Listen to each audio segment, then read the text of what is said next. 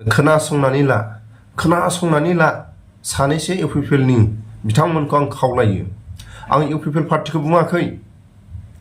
जायफोर गावनि 5 बोसोरनि पावारखौ लानानै जाय दैदेनगिरिफ्रा गावखौनो राजानि मुखुब गाननानै हौवा गोदाननि मुखुब गाननानै न' सिंनिफ्राय ओंखारनानै सिदा सोरबाफोर थाङोब्ला सोरबा एक्सएनडिपिनि केसनि जेंना सावरायनो थाङोब्ला जाय साफा सानै इउपिपिएलनि दैदेनगिरिफ्रा सम होआ, सोरबा एक्सएनडिपिनि जोबथेसालियाव थानाय न'खरनि मानसि थाङोब्ला सम होआ, बिथांमोनहा माखासे 5 बोसोरनि पावारखौ मोजाङै बिजिरनानै साननाया मोजां।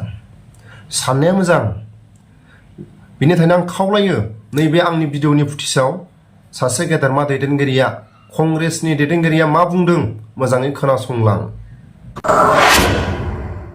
रंजानायनि गुबै उद्देश्यआ जाहैबाय कर्नाटकआव कंग्रेसआ देरहाबाय। बेबो कर्नाटकनि बिधान सभानि जारिमिनाव बेनो सबसे देरसिन केन्डिडेट लानानै देरहानाय बे दिनै मोनसे ऐतिहासिक रेकर्ड जादों। दा बे जिनिसखौहाय कंग्रेसआ मावदों। राहुल गान्धी बिथांनि नेतृत्वआव, माल्लिकार्जुन खारगेनि नेतृत्वआव, कंग्रेसनि नेतृत्वआवहाय दिनै बे बिराद गिदिर मोनसे भिक्टरि। आङो बेनिखायनो बे रंजानायखौ खोब गोसोआव गोजोननाय मोन्दों। बे रंजानायखौ जों खालामनाया जोङो कर्नाटकनिफ्राय बेसेबा गोजान। नाथाय मोनसे गिनाय जोंनि लाइमोनफोरनाव दंमोन, मोनसे गिनाय जोंनि रायजो राजाफोरनाव दंमोन जे बिजेपिआ थाखाजों फैसाजों बोलोजों बाहायनानै मोनफ्रोमबो इलेक्सनाव मोनसे देरहानायखौ लाबोयो। आरो गोबाङा बुंदों दिनै बिजेपिआ थामहिनबा नरेन्द्र मदिया उइनिं मेसिन, देरहाग्रा मेसिन, फैसाजोंनो गासिबो जाजोबो, बोलोजोंनो गासिबो जाजोबो। सोरबाया एसे गेदेर गारां फेदेरनानै बुङोबा बेखौ इडिखौ लागायना होगोन, सिबिआइखौ लागायना होगोन, बायदिखौ लागायना होनानै बिसोरखौ थन्थ्र'होयो आरो बुङो बिजेपिआव हाबनो ना जेलाव थांनो। दिनै बेनि गेजेरावनो आरो जोङो नुदों दि कर्नाटकनि बे इलेक्सनावहाय नरेन्द्र मदिया बेसेबांबा गिदिर गासै 6था रड श' लादों। बे 6था रड श'आव मोनसे रड श'नो 24-25 किल'मिटार, अब्ला बाय कौटि फैसा गारनानै मोनसे दोहौ क्रिएट खालामदोंमोन जे एबारावबो कर्नाटकआव बिजेपिआनो देरहागोन होननानै।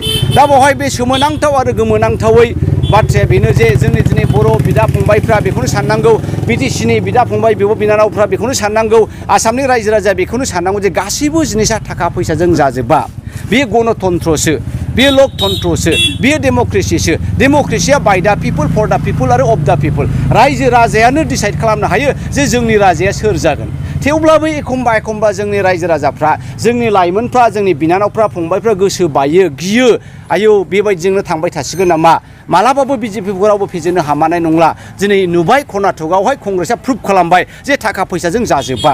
जोङो गोसो जायोब्ला, खौसे जायोबा जोङो बिजेपिखौ फेजेननो हागोन। जोङो खोनासंनानै माबादि मोनदों? राजनितिक पावारा दिनै दं दिनै गैया। 5 बोसोरनि माखासे पावारखौ लानानै गावनि लोगोखौ बावगोमानाय, हारिनि जेंनाखौ बावगोमानाय, बेबायदिबा जानाय नङा।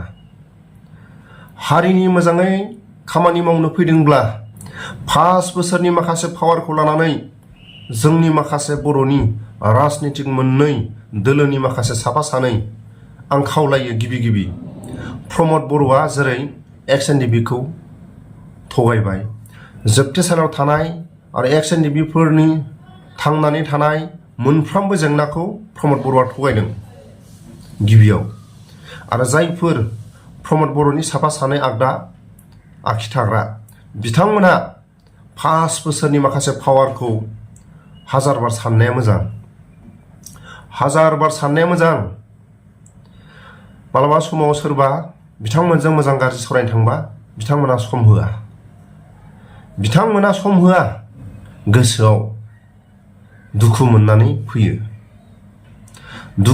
फैयो। आरो आं जोबथारनायाव फंसे बाथ्राखौ बे आंनि चेनेलनि गेजेराव आं खावलायो।